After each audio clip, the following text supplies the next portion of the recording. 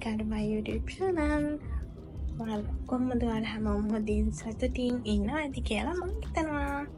ඉතින් අපි බලමු මම අද මොකද්ද කරන්න යන්නේ කියලා.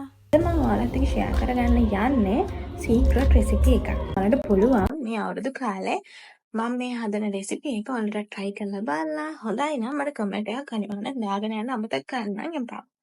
අපි බලමු කොහොමද ඒක හදන්නේ කියලා. ඉතින් මම අද තනියම නෙවෙයි ආවේ. යාළුවෙකුත් එක්කම තමයි ආවේ. මම කියන්නම් කවුද යාළුවා කියලා. මගේ හොඳම යාළුවා. අපි යත් එක්ක ගිහින් බලමු මොකද්ද මම හදන්න යන අලුත් රෙසිපි එක කියලා. බලමු.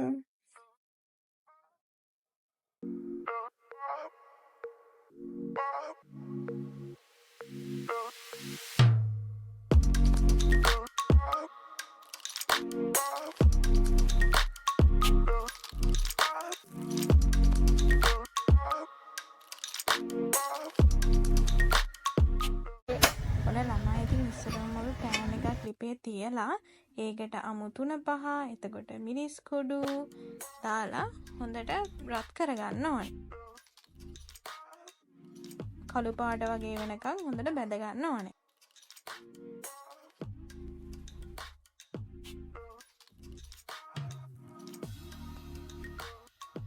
ඊට පස්සේ අපි ඒක චිකන් එකට දාලා හොඳට මික්ස් කරගන්න ඕනේ. ඊට පස්සේ කහ, ගම්මිරිස් කුඩු, ලුණු, soya sauce, chicken mix powder එක ඔක්කොම අපි දාගන්නවා අපේ චිකන් එකට. දාගෙන අපි ඒක හොඳට අනා ගන්නවා. ඔන්න අපේ සීක්‍රට් එකක් තමයි සෝයා සෝස් දාන එක.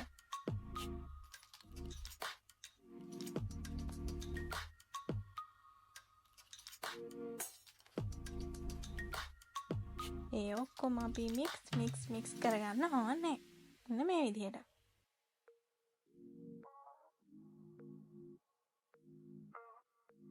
ඔන්න ඒක අපි සීසන් වෙන චුට්ටක් පැත්තකින් තියාගෙන සුදු ලුණු, කුරුදු, කරපිංචා, එතකොට කරාබු නැටි, එනසල් වගේ රම්බේ මේ හැමදේම දාලා චුට්ටක් කොටා ගන්න ඕනේ. නැත්නම් බ්ලෙන්ඩර් කරගත්තත් කමක් නැහැ.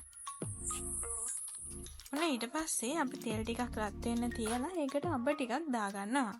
ඔන්න ඒකත් සීක්‍රට් එකක්. ඊට පස්සේ අපි අර තලාගත්ත පේස්ට් එකත් ඒ තෙලට දාලා හොඳට බැද ගන්නවා.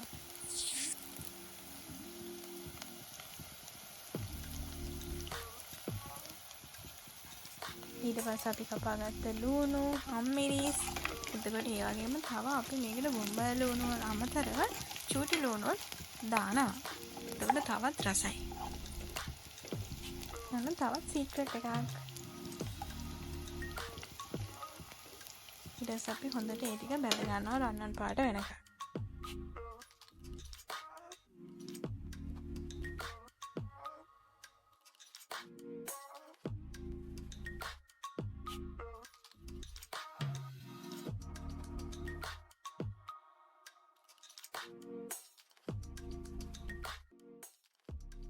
ඊට පස්සේ අපි තලපු කරපිංච වලට අමතරව තව චූටි රම්බේ කෑල්ලකුයි කරපිංච චුට්ටකුයි දාගන්න ඕනේ. ඔන්න ඊට පස්සේ අපි තෙල් ටික චුට්ටක් ඈඩ් කරලා තෙල් වල තියෙන අර පේස්ට් ටික පොඩ්ඩක් ඈඩ් කරලා තෙල් උඩට අපි මිරිස් කුඩු ටිකක් දානවා. එතකොට අපිට පුළුවන් චිකන් එකේ පොඩි රතු පාට ගතියක් ගන්න. මිරිස් කුඩු හැදි දෙකක් විතර වලට සැර අනුව දාගන්න පුළුවන්.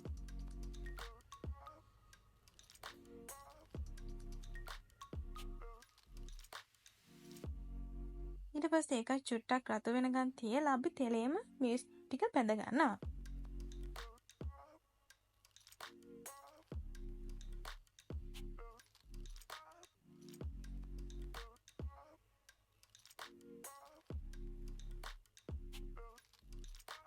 ඔන්න ළමයි ඊට පස්සේ අපි මේ මිරිස් කුඩු ටිකත් එක්කම අර පේස්ට් ටිකත් හොඳට මික්ස් කරගන්නවා. මෙන්න මේ විදිහට. ඊට පස්සේ අපි අර සීසන් කරගත්ත චිකන් ටික එකට එකතු කරගන්නවා.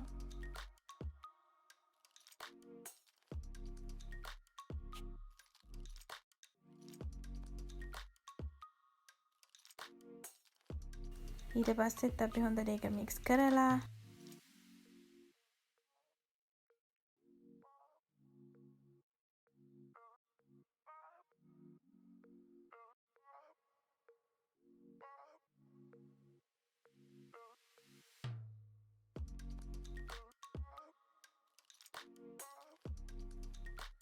අපි චුට්ටක් එක තෙලේ බැදගන්න විනාඩියක් විතර වහලා තියෙනවා. ඔන්න ඊට පස්සේ එකෙන් පොඩ්ඩක් බැදලා ඉවරුනාට පස්සේ අපි ඒකට වතුර ටිකක් මික්ස් කරගන්නවා.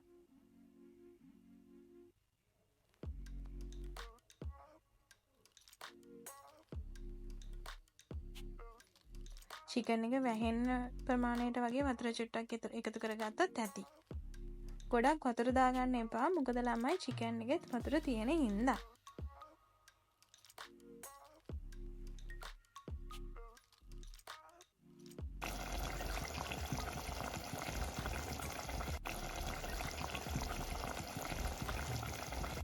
ඔන්න ඊට පස්සේ ළමයි විනාඩි 10කට විතර පස්සේ අපිට මෙන්න මේ විදිහට චිකන් එක දැක් ගන්න පුළුවන්.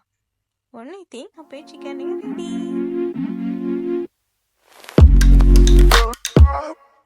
ඉතින් අද වීඩියෝ එක බලපු හැමෝටම ගොඩක් thank you. තවත් අපි මේ වගේ ලස්සන වීඩියෝ එකකින් හම්බෙමු. එතකන් හැමෝම හරි ස්ටෙමින් ඉන්න. ඒ වගේම සුබ අලුත් අවුරුද්දක් කියලා මම හැමෝටම විශ් කරනවා.